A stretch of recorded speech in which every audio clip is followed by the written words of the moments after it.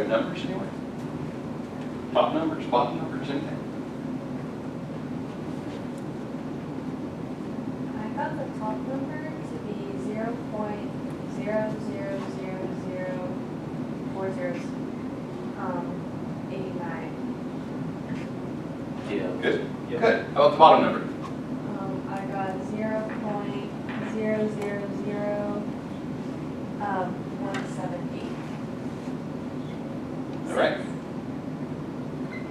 Okay. I don't like them like this. It's hard to work with for me.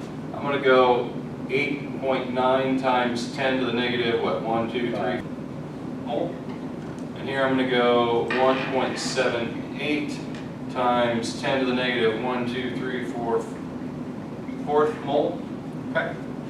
That work for y'all? Okay. I could put these to the same. I could go, hey, this is 15.8. I can move it over and have it to be the negative fifth. See what I did there?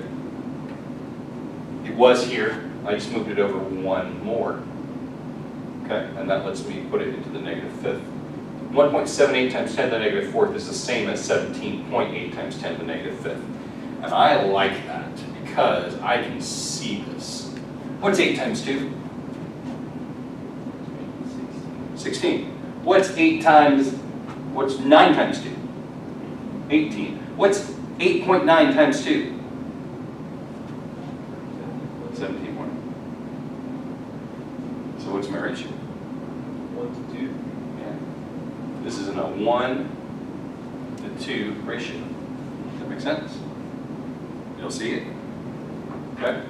So for every 1 mole of carbon, I have 2 moles of hydrogen, which means when I go back here and I'm looking for an empirical formula, it should be C1H2.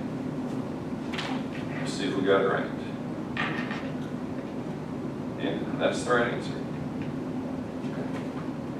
Well, that's good. Let's do something more. Let's let y'all finish, and then we'll do another one with it.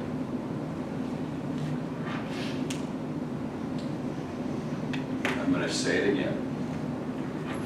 Write everything out. Do not be a paper saver.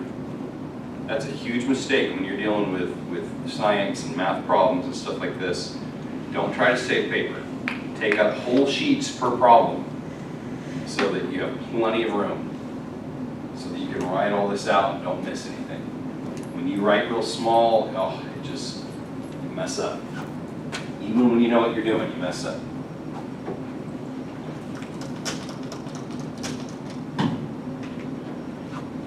Okay.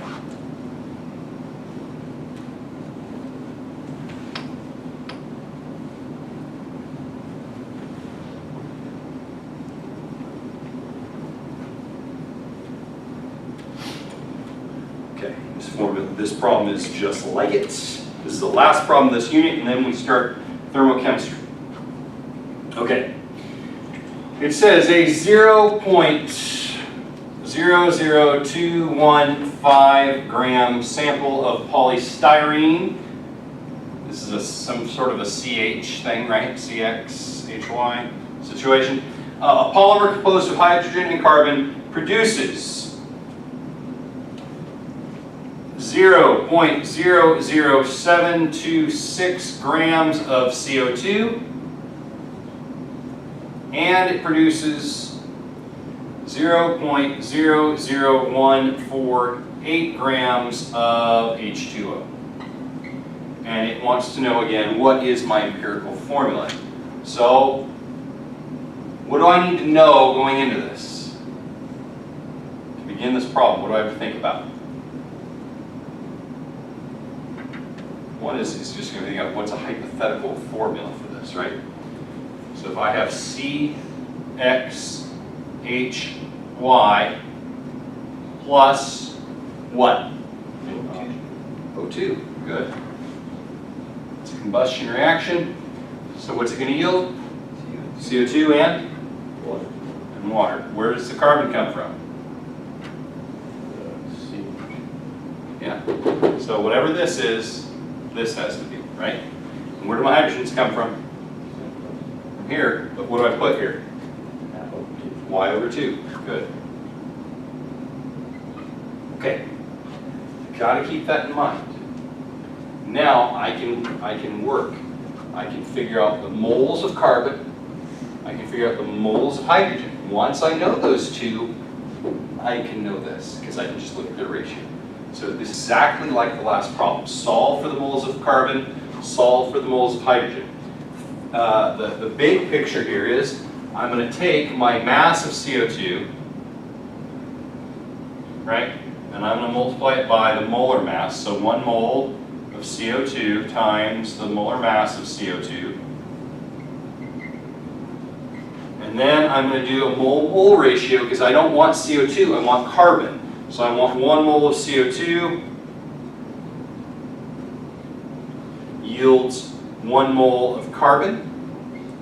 And that's going to tell me my moles of carbon. Right? And I do the same setup for the hydrogen. I'll go mass of H2O times 1 mole of H2O over the molar mass of H2O. Now I don't want 1 mole of hydrogen, or I mean of water. I want to know the moles of hydrogen. So I've got to go, hey, there's 2 moles of hydrogen for every 1 mole of H2O. And that is going to give me my moles of hydrogen. Then I just look at the ratio, and I'm good. I am not going to rewrite this and put all the numbers, okay? I will give you some numbers, to save you some time, I will give you some numbers that are going to help you out. CO2, the molar mass, is going to be 44.01 grams, and H2O, molar mass, is going to be 18.02 grams per mole.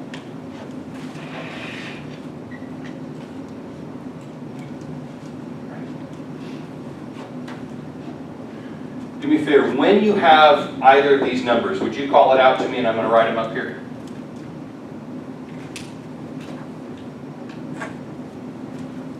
Top number, I got, do you want to do it scientific notation or just regular, like? Let's do regular first and then we'll do scientific notation. 0.00016. Okay. Everybody get that? Anybody else get that? Good.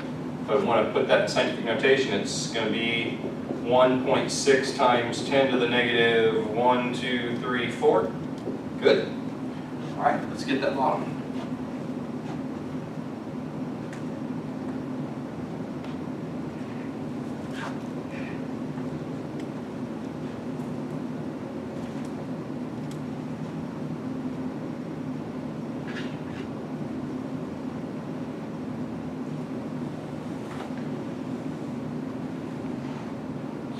Basically the same thing.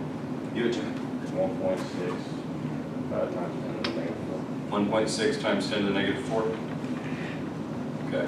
You just went straight for the scientific notation. That works for me. So what's my ratio? Well, it has to be 1 to 1. So this is just a C. This empirical formula is CH. It might be C8H8. You know, but it's a 1 to 1 ratio. Okay. Talk to me. Oh no, I had a different number, but On the bottom. yeah. I worked it twice, but I think I'm putting something in wrong. Okay. Well, do you want to do it together? No, it's fine. I'm pretty sure I'm just punching in something wrong. It's 148, right? Like the grams of water. It's not 9. I don't know. What is that? Let's see. I'm sorry, my handwriting is so bad. I know it is. I put 1.48. It is 148. Yes.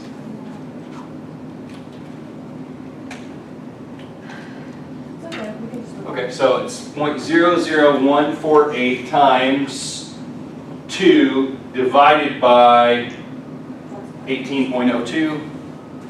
that's kind of this. I figured it out. Okay. Good deal. Okay. All right. That concludes includes that unit. Yes, sir? Why did they give the grams of the CH there and we didn't use it? So in this case, it's extraneous information, right? But it could have been given to do a percent yield.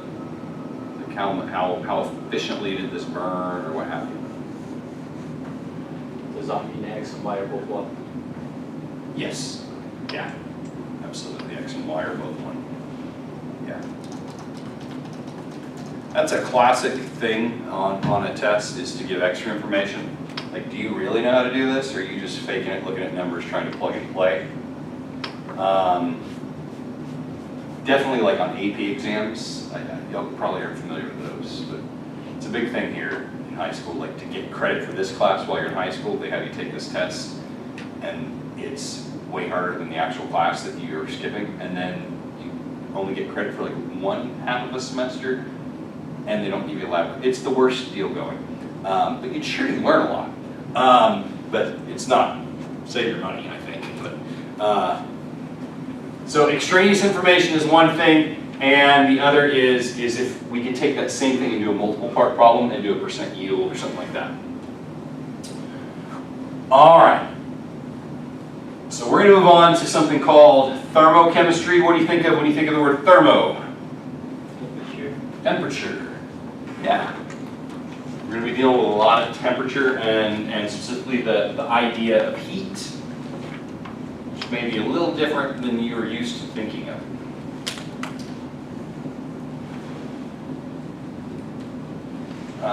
I may just have to give you some of the classic lecture that I can still remember from like being 15 years old in sophomore chemistry class. There is no such thing as cold. That does not exist. Something cannot be made colder, because cold is not a quantity. It's not a thing that exists anywhere in the universe. You have heat or you have less heat. If you were to be precise, you would not say this room is cold. You would say this room is less warm than I would like it to be. You don't say that, oh, something got colder. I don't have my tea here right now. I have hot tea every day. I start off with hot tea. By the end of the day, is it hot tea? No, because it got, you want to say colder, but that's wrong, right? Because I'm telling you that. It got less hot. Well, this concept is important, because if I've got my tea,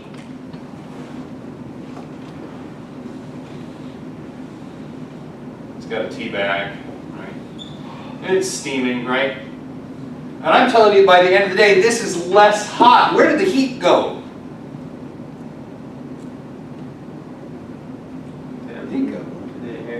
They're around it, right? You can feel it. You go near, if it's cold outside and you've got like, you know, a nice warm Starbucks or something like that, you like to feel it, right? Maybe you get it, I don't know. It's not just in your mouth that you enjoy it, but like you actually, if it's really cold, you actually enjoy just having it. You might kind of hold it near your head or near your hands to warm up, because heat transfers. Always. Heat goes from high to low concentration. You heard of this concept? Did I talk to you about this concept? Like maybe at the beginning of the year? Entropy. That everything in the universe is moving from high to low concentration. That you're a miracle, you should not exist. I mean, by the laws of thermodynamics, we cannot exist. Nothing goes from low order to high order. Nothing goes from low heat to high heat without an input of energy into the system, which would require, you know, like a god.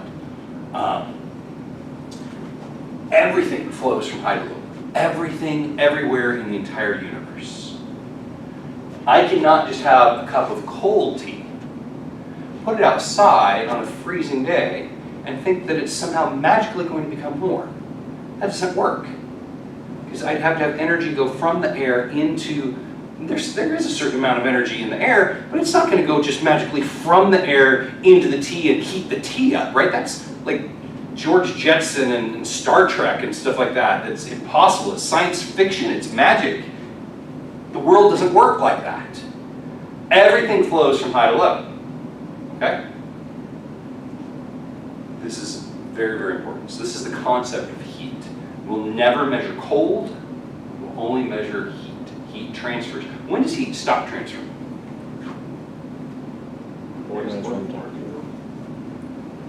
4 probably really great answers, but I couldn't hear any of them. What do you got? I said boiling point. Well, like if it was water, for example, it's not transferring. Oil. Actually, I thought. No, that's okay. No, that's a good thought. We'll get there later. That's a very good thought because that's a really, really great thing to think about later. What were you going to say? And it doesn't have more energy to transfer. Translate that. There's a time that the tea can go like colder without being influenced by another thing. Okay, hold on to that. What were you going to say? When it reaches its room temperature, same temperature that. Okay, not room temperature, but when they're the same temperature. When they're equal, which I think is really probably what you were saying. When the heat is the same in both parts. So what is heat? What do we mean when we say heat? Okay. And by the way, I don't even know. I just took off. I probably should have been looking at notes and following systematically. But you get what you get. Heat. We're going to measure it. T. Okay. Heat. All it is kinetic energy.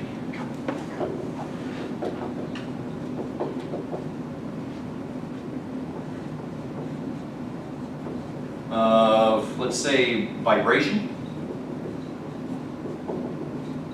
or movement of particles.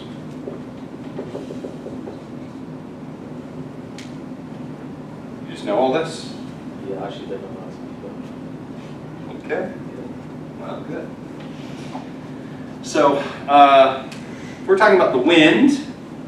We're saying there's a hot wind coming in. What we really, or the room, if we say the air is hot in here, what we're literally experiencing when we say that is that there are, these little atoms, these little molecules in the air that are hitting us fast. And when they hit us, they impart some of their energy to us, because energy flows from high to low, right? So they hit us, we warm up, they cool down, right?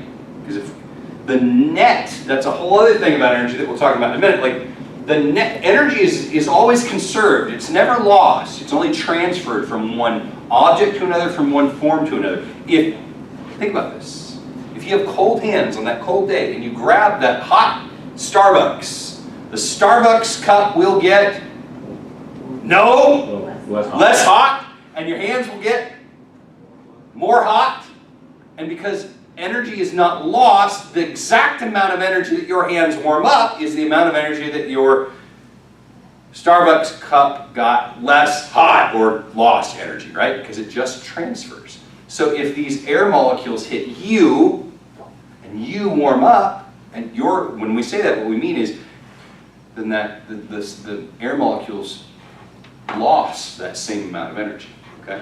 So when we talk about heat in a room is hot, what we're saying is like those molecules are moving with a lot of energy, and we experience it as they hit us. When we say that a room is cold, what we're saying is the air molecules are moving with less energy, and whenever they hit us, they're not imparting energy to us. What are they doing? We're imparting energy to them. They take it away. And now however much energy they gained, I lose. Ears get cold, Okay. So this is kind of a big, just conceptual picture of what's happening with temperature and heat and energy. Probably supposed to teach you all kinds of other stuff. Chemistry is almost always involving a change in energy. Okay, it's not always in the form of temperature. Now we're dealing with temperature, so we're dealing with thermodynamics, but sometimes it produces light, sometimes it produces sound, sometimes it produces different forms of energy. Chemistry. Energy, we can define energy as the capacity to do work.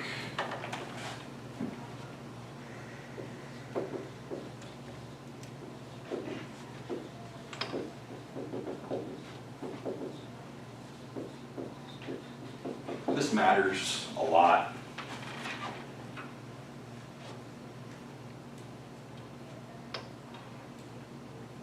We want to know the energy in a system.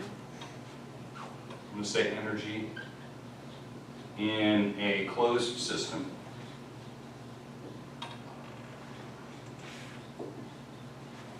is always conserved.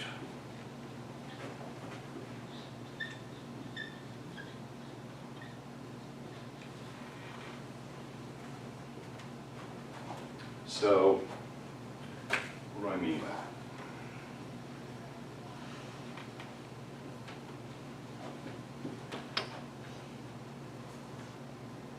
If my T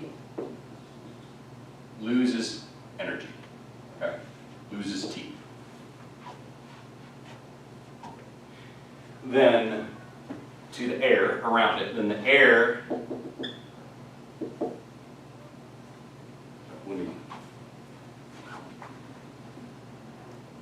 and the air necessarily gains energy, right?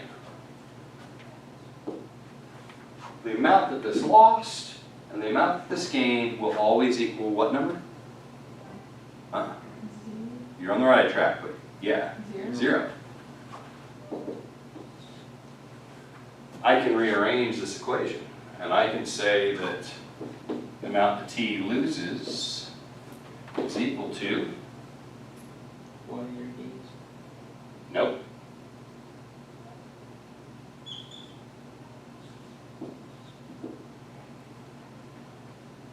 the opposite of what the air gains. It's like I move it to the other side, right? Does that make sense? This is going to be really important when we do some of these calculations. Okay?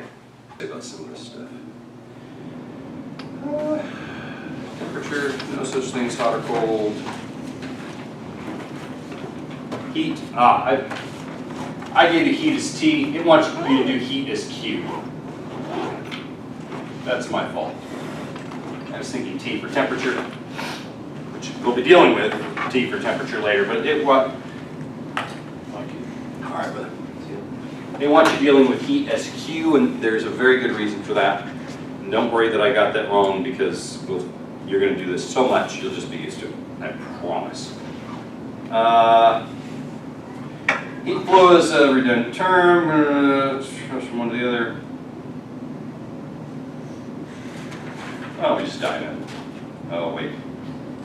No, you need to know what this stuff.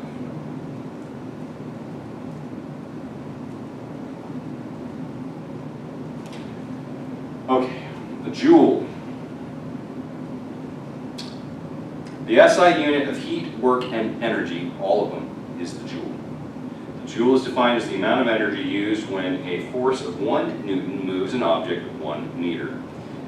It is a name in honor of the English physicist James Prescott Joule. You don't care. It's 1 kilogram meter squared per second squared. You don't care about that. We'd be in physics for you to worry about that. But you do need to know that when we talk about heat here, we're going to measure it in joules, okay?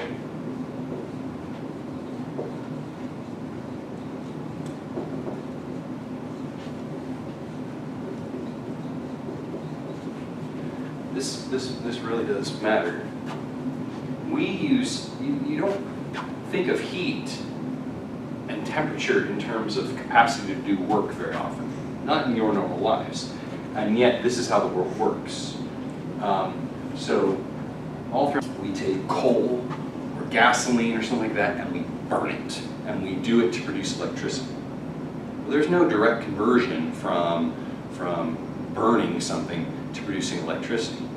But I can burn something, and I can heat up water. I can add energy to the system, measured in joules. I can add kinetic energy to the water. The water will heat up, it will boil, it becomes steam. I can get that steam to turn a steam-powered turbine, and that turbine has something called a dynamo on it, which is a whole other thing in physics. But the bottom line is, by burning something, I produce steam, the steam turns a turbine, and the turbine produces electricity. And so in that kind of a system, I can see that I can convert heat energy into like actual capacity to do work. Does that make sense? Okay. You don't need to know that. I just want to plant the right concept in your head, okay?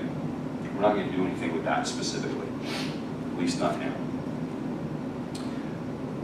We are going to talk about a couple things. Okay.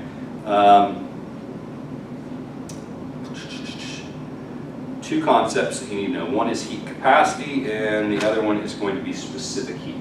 So this is where we are going to do a little bit of work. And please know that everything we do is going to build on everything else that we do. So you got to get the first thing, otherwise you'll be dumbfounded on the fifth thing. Okay. The first thing's so easy. Okay. So this is the idea of heat capacity.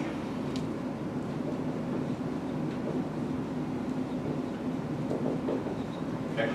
And we have a formula for this. Heat capacity is C, big capital C.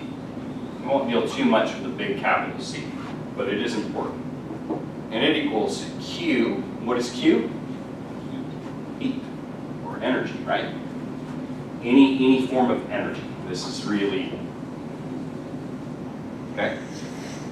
Heat capacity is Q over delta T. Are you guys familiar with the concept of delta in these? What does it mean? Change. Good. And T here is going to be temperature. Okay? So heat capacity C equals energy divided by change in temperature. So it gives you some examples here. It says the heat, for example, consider the heat capacities of two cast iron. Well, no, let me go back. Heat capacity is determined by both the type and amount of substance that absorbs or releases heat. It is therefore an extensive property. Its value is proportional to the amount of substance.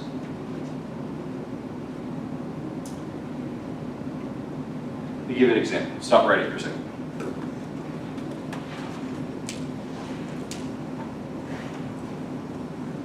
If I put the amount of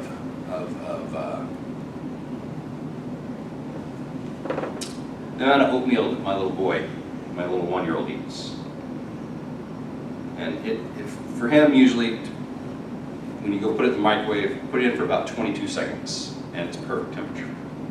But if I take the amount that I eat and I put it in for 22 seconds, it's not going to be the right temperature. It's not even going to be close. 22 seconds isn't going to touch it, right? The oatmeal is the oatmeal, right? It absorbs the amount of heat that it absorbs. If I put another sample in the same size as his, it would heat up the same amount. But because I put in so much, it's not going to touch. If I put, the amount that I usually eat, it's going to take about 3 minutes to heat up. If I put his in for 3 minutes, it's like a fire going on, right? It's way too much. So heat capacity depends on how much of the substance and what kind of substance, right?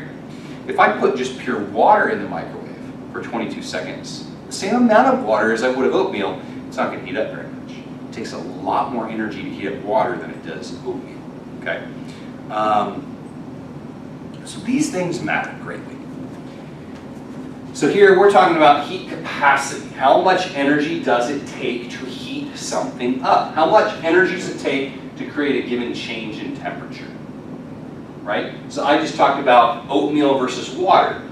Water takes a lot more energy to create the same change in temperature than oatmeal does, because it has a different heat capacity. Okay? Same principle.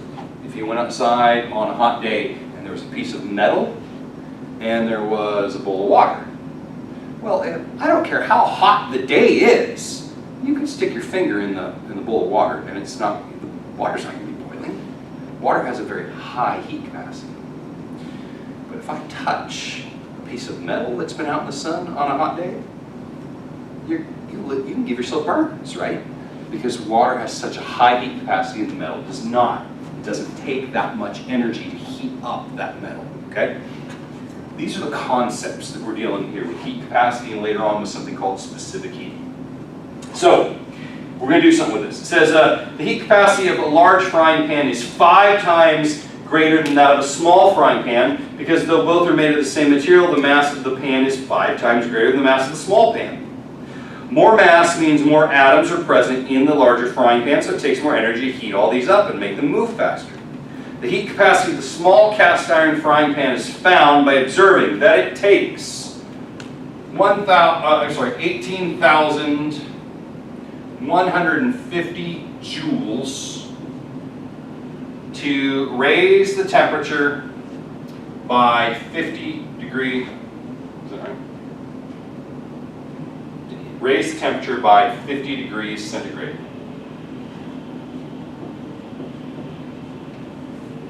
So this is my joules. Which variable is that?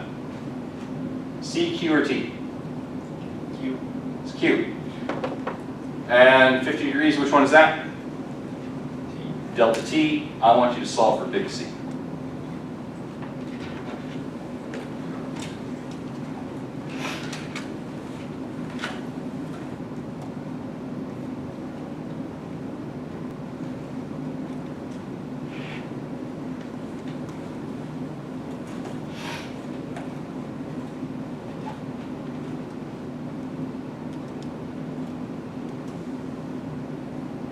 So what'd you get?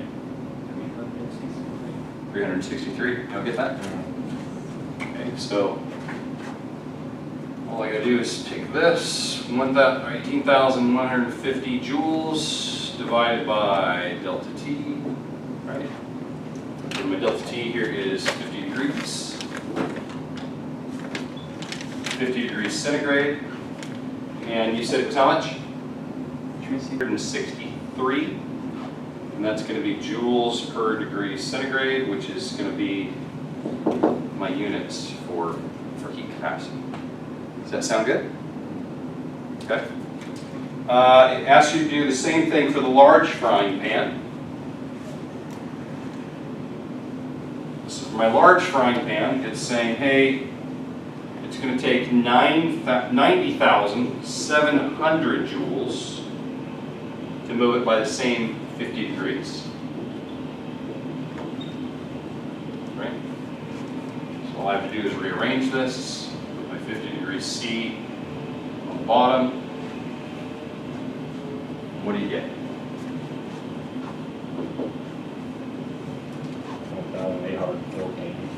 1,814 joules per degree Celsius. Okay. This is good. This is easy. All right. Next up is the concept of specific heat. So heat capacity depends on how much of something I have. Specific heat doesn't depend on how much. It depends on just what it is. So if I had, let me not get ahead of myself. Let me just say this. Every substance has its own unique specific heat. It's specific to that substance. And it's simply a measure of, if I had the same amount of every substance, if I had 1 gram of every substance, how much energy do I have to put in to heat up that 1 gram by a given amount, okay? So this says here, specific heat, little c of a substance, is commonly referred to as specific heat, is the quantity of heat required to raise the temperature of 1 gram of substance by 1 degree Celsius. So, little c equals the amount of energy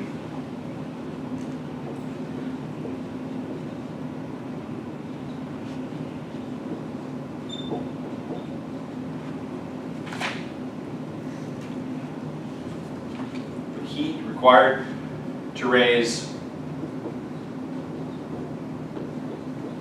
1 gram of a substance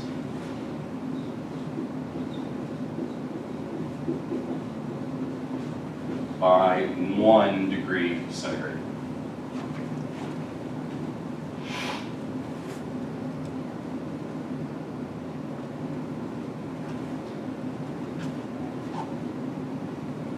Units, by the way, are joules per gram degree Kelvin, per degree centigrade. Kelvin also works here, by the way. I know we haven't got into Kelvin much yet, but functions the same as centigrade in this case.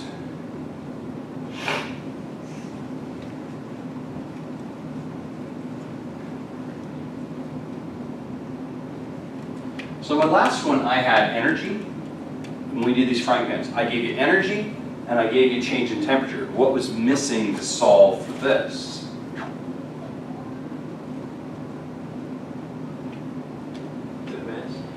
right? You didn't have mass, right? So you need that to be able to determine this. So let's try that other problem again, okay? So we had, for the little frying pan, we had 18,140 joules to increase the temperature by 50 degrees centigrade, right? And you need a mass. So I'm going to give you a mass. Let's say it's for a 808 gram chunk of iron, okay? So we're going to calculate experimentally the specific heat of iron doing this, right? So specific heat is the amount of energy required to raise 1 gram by a substance by 1 degree centigrade. My formula for this, you need this formula, okay? C, specific heat. I'm going to write it up top, nice and big. Equals joules over gram times delta T. That's your formula. Look at me. You just got to know this. You're going to do this so much you can't help but to know this. We'll be doing this entire chapter, okay? Specific heat equals joules over gram times delta T. So, I've got my joules, I've got my delta T, I've got my grams. So I can set this up, right? What number goes on top?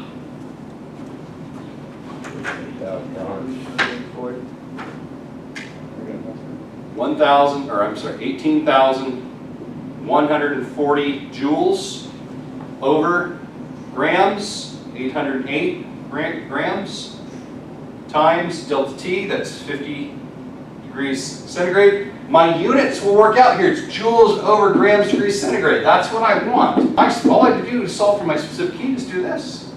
This number divided by that number divided by that number. Gives over at it.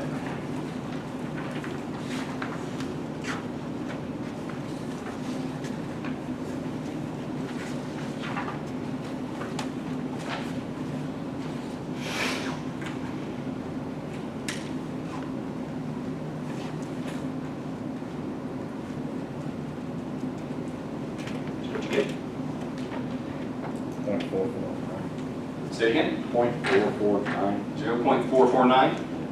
So little c equals 0.449 joules per gram degrees Celsius. All right? Everybody got that? Okay. So because specific heat does not depend upon quantity, only depends on it's an intrinsic property. It depends on just the nature of the substance. I should have the same specific heat for the big frying pans I had for the little one, right?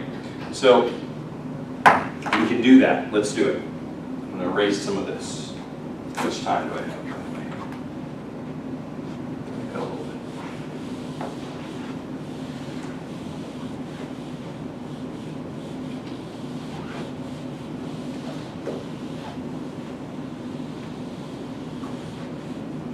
Okay. So for our big one, I've got the same amount of energy that I had before. I've got 90,700 joules. I've still got the same change in temperature. I'm increasing by 50 degrees centigrade. But now I'm going to give you a mass. The mass is 4,040 grams, right? So you set this up, it should come out to be the exact same.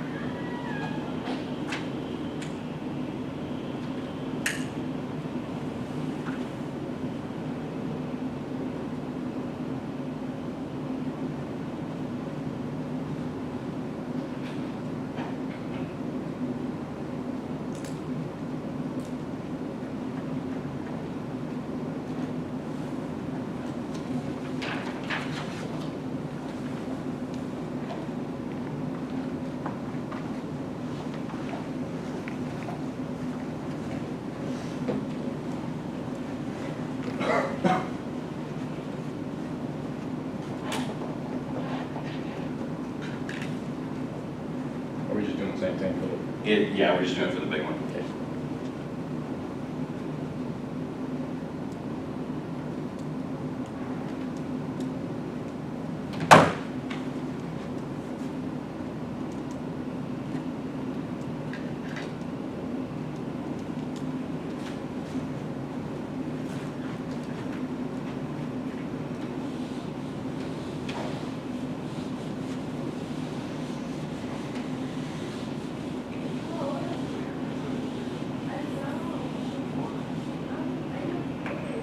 Y'all get it? I think so. So I take my joules. 90, first of all, let me say this, my specific heat, little c, equals 90,700 joules over 4,040 grams times 50 degrees centigrade, that's my delta T, right? And so what do you get? 0.449, come out the same? Yeah. Okay, good. All right, let's do a real problem with it now. A flask containing 8.0 times 10 to the third grams of H2O is heated, and the temperature of the water increases from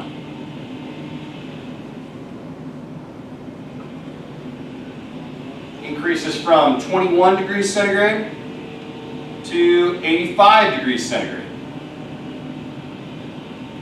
How much heat did the water absorb? So,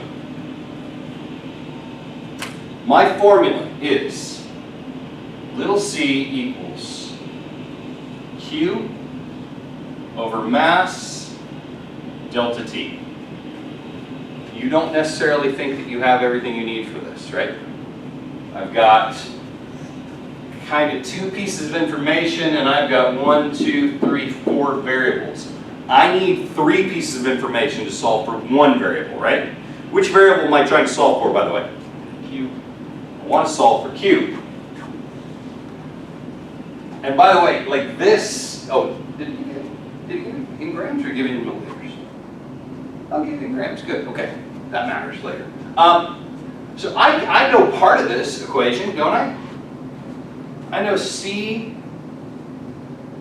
equals Q over 8.0 times 10 to the third grams times, what is my delta T here, by the way? 64.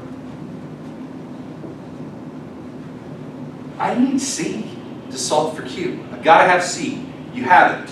I gave you a chart with a specific heat of water on there. It's got all of them. Well, it's got a bunch of the ones that we'll use anyways. So the specific heat of water should be 4.182, is that right? 184. 184. That's what this is. What? Okay. Maybe that's why I was just hair off on my calculations. So, specific heat of water is 4.18 what? 184. And my units matter, right? This is going to be joules per gram degrees Kelvin, or degrees centigrade, right? That equals Q over this. Well, all I have to do is multiply this times this, and that'll give me Q, right? We got to have that. We got to understand that. That if I multiply, let's go here. If I want to solve for Q, then I gotta, where I'm dividing by this, I've got to multiply both sides by it, right? So I get C times mass times delta T equals Q. Okay? Feel good? So that's all I'm going to do here. I want to solve for Q, so I multiply 4.184 times 8.0 times 10 to the third times 64, and that'll give me my answer.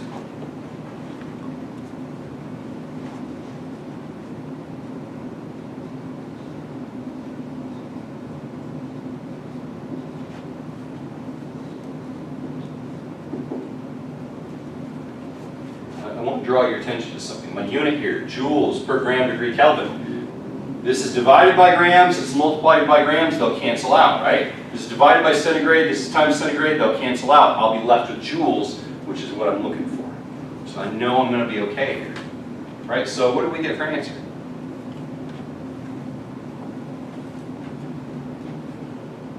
About 2,142,280. Give me some scientific notation. 2 point. 2.1 times 10 to the 6. Let's see, right, where are we?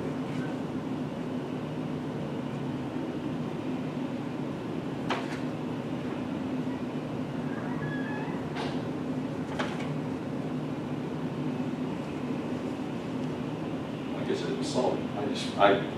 My thing, I didn't solve it, I just said that. Wait, that doesn't right. What is it? 2 point what? 2.1 Uh-huh. times 10 to the negative 2 to the 6. 10 to the 6. Let's see what we got.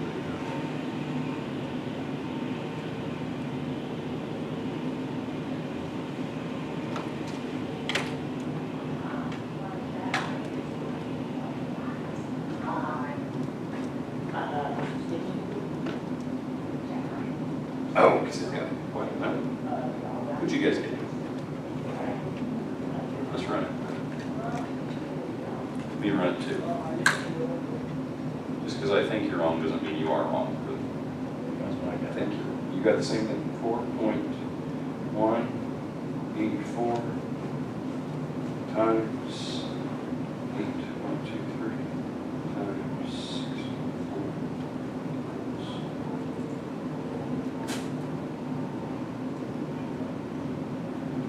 Okay, it's got it there. Okay. Okay, good. Let's do the next one. It's going to be just like it. What's my formula? C K over Times, change the delta. Little c equals Q. q over mass delta t, right? Okay. We're going to be working with this all today and most of next class. This is, well, all today is like another minute or two, but we're going to be working with this formula a lot. Just all we're going to do is rearrange it, okay? So on this one it says how much heat in joules must be added to a 502 gram iron skillet to increase its temperature from 25 degrees centigrade to 250 degrees centigrade. And it tells you the specific heat of iron is 0.449 joules per gram degree centigrade. Okay. This literally sets up the exact same as the last one. It's C times mass times delta T equals Q. So plug it in.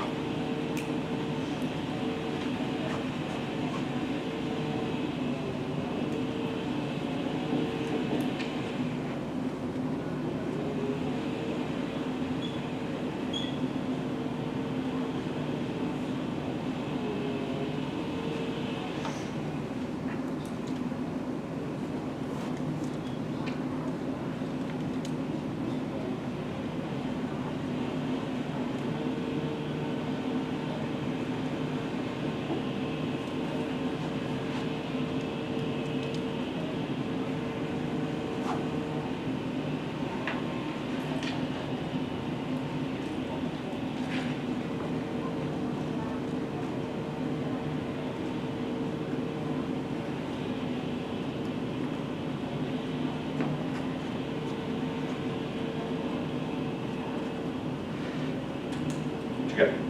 50,740. You're doing scientific. It has like a 0.55, I mean, doesn't matter. Give me a number. I got 50,714.55. I'm not worried about that. So 50,700, so 5.07 times 10 to the what? 4. Good. That's the right answer. All right, let's do another one.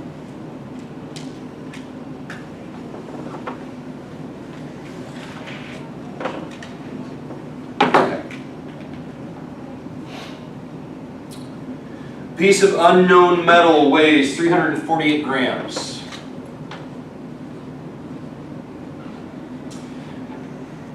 When the metal piece absorbs 6.64 kilojoules, that's 6.64 times 10 to the third joules, right, of heat, its temperature increases from 22.4 degrees centigrade to 43.6 degrees centigrade.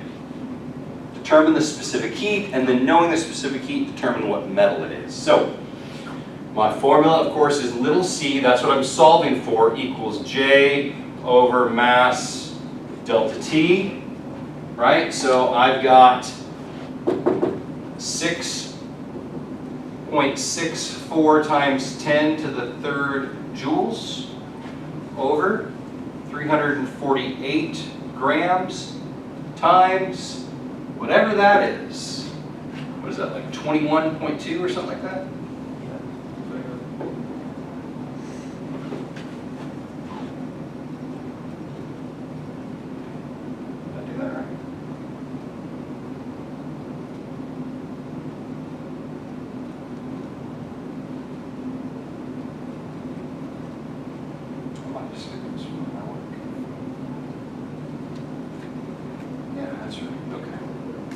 So when you do this, what do you get?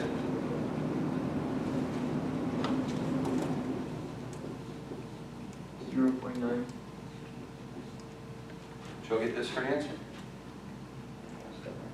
Okay, no worries.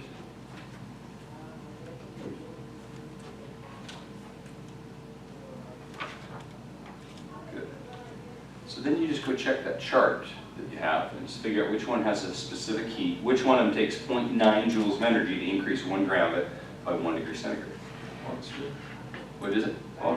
Oxygen? Well, it needs to be a metal.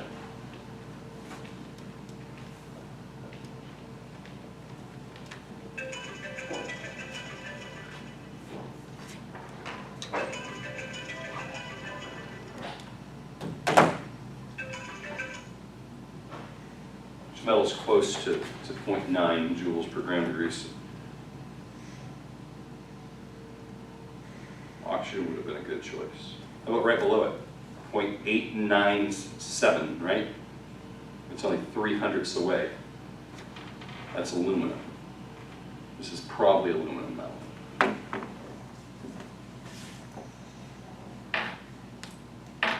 Actually, it's 3/1000ths away. That's really, that would be a really good calculation if it came out like that. Okay. All right, I got to get you guys some homework for the last unit to finish it up. Don't forget, I already did put up homework for the first half of last unit. I'll put up homework for the last half, and this is pretty easy so far, right? Okay. I want to encourage you, as long as you remember to write out your formula and to write out your work and take plenty of room, this won't be hard. Okay, this section is not bad at all.